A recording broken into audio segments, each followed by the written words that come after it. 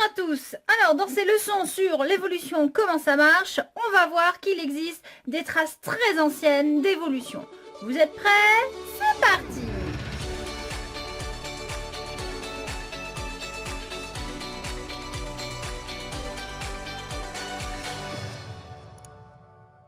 Parmi les traces les plus anciennes d'évolution, on va distinguer l'évolution du groupe des trilobites. Alors c'est une classe d'arthropodes. Les arthropodes sont les animaux à pattes articulées. Ces arthropodes-là étaient marins. Ils vivaient il y a environ 540 millions d'années. Ils ont disparu il y a 250 millions d'années. Alors pourquoi on les appelle trilobites? Parce que leur corps est divisé en 3 parties. On distingue nettement ici 3 parties qu'on va appeler le céphalon, le thorax et le pygidium. Ces animaux étaient capables de se mettre en boule, un peu comme les gueules aujourd'hui, ce que vous appelez les mille pattes. Alors ces fameux trilobites, ils sont apparus il y a moins 540 millions d'années et ont disparu il y a moins 250 millions d'années. Quand on observe les fossiles, on distingue une multitude d'espèces qu'on a représentées ici par des lettres A, B, C, D, etc. Donc si je prends la lettre E par exemple, le trait ici représente la durée de vie d'une seule espèce. D'accord? Mais par contre, le groupe entier, lui, a duré de moins 540 à moins 250 millions d'années. Alors, si on observe ce graphique-là, qui représente l'évolution du groupe des trilobites, le groupe des trilobites est apparu donc il y a moins 540 millions d'années. Après l'apparition, donc, on a eu énormément d'individus, énormément d'espèces. C'est ce qu'on appelle l'apogée du groupe. Puis enfin, on observe dans les fossiles de moins en moins d'espèces. C'est le déclin du groupe. Et progressivement, le nombre d'espèces existantes ne fait que diminuer, diminuer, diminuer, jusqu'à ce qu'on n'en trouve plus du tout. C'est l'extinction du groupe. Donc au sein d'un groupe, on a une évolution de par le nombre d'espèces différentes qui existent au sein du groupe au cours du temps.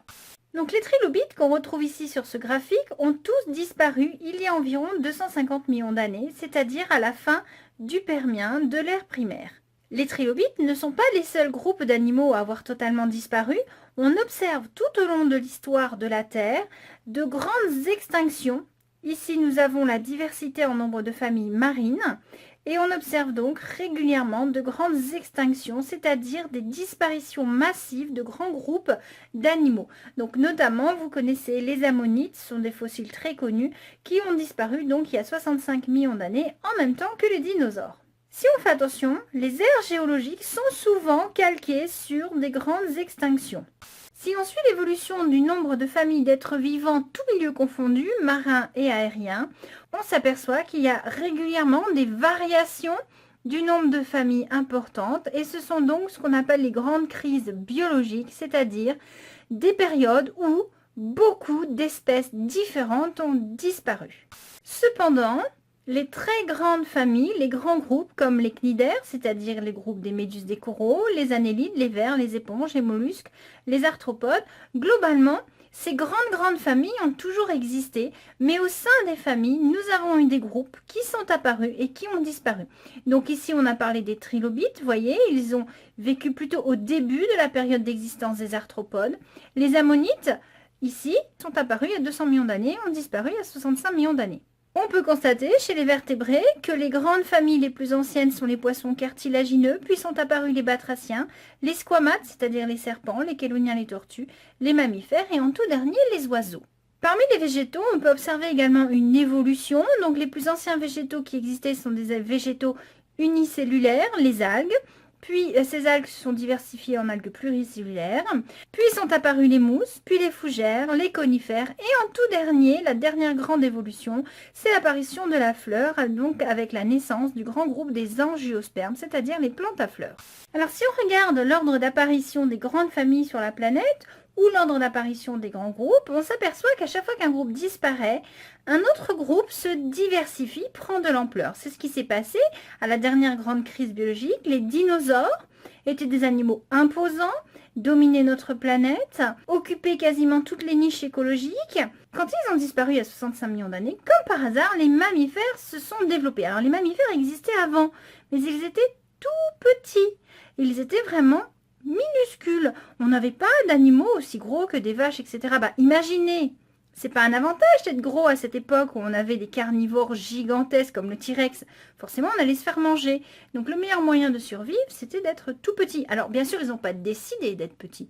Mais les animaux les plus petits pouvaient se cacher, donc pouvaient survivre, pouvaient se reproduire et transmettre ce caractère à leur descendance. Donc forcément, seuls les groupes de mammifères les plus petits ont survécu au temps des dinosaures. Mais une fois que les dinosaures ont disparu, le groupe des mammifères a pu exploser et les animaux plus grands ont pu survivre, se reproduire et progressivement on a vu apparaître des mammifères de plus en plus grands. Ainsi, comme le résume ce schéma, il y a 65 millions d'années, les dinosaures ont disparu, laissant des écosystèmes libres. Les mammifères qui existaient mais qui étaient de petite taille se sont diversifiés et occupent maintenant toute la planète. Donc aujourd'hui, les mammifères ont toutes les tailles, ça va de 5 cm de grammes pour la musaraigne jusqu'à 190 tonnes pour la baleine bleue. On recense 132 familles, on en a connu plus de 300 familles fossiles et aujourd'hui, les mammifères dominent vraiment la planète. Je vais vous montrer un exemple de mammifère géant.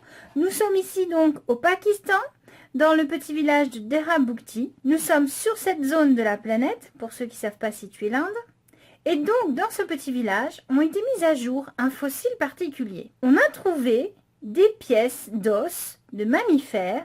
Et quand on reconstitue le squelette, regardez la taille qu'il a. Vous avez ici 1, 2, 3, 4, 5 hommes. Ceux qui ont travaillé à trouver les pièces de ce puzzle géant et qui l'ont reconstitué. Son nom est le Baluchitherium. C'est le plus grand mammifère terrestre que nous ayons jamais connu. Voici une reconstitution par ordinateur du Baluchitherium. Regardez un humain.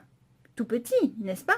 Cet animal n'existe plus du tout aujourd'hui sur Terre et les plus grands mammifères que nous connaissons sur Terre sont les éléphants et dans l'eau, ce sont les baleines.